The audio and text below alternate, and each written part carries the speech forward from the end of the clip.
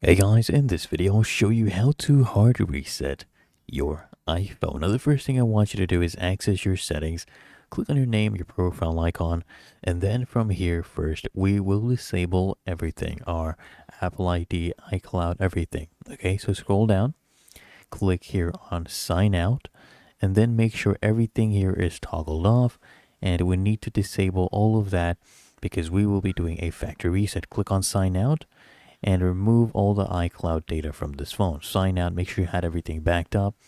And then what I want you to do is scroll down here from settings, go to general, okay?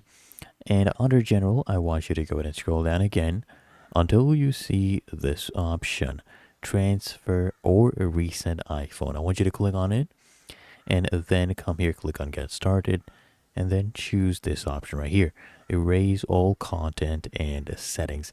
Just click on that and then proceed deleting all your data, your Apple ID, your Apple Wallet, eSIM, everything. Just click on continue and then make sure your iPhone is charged and let it go through the process.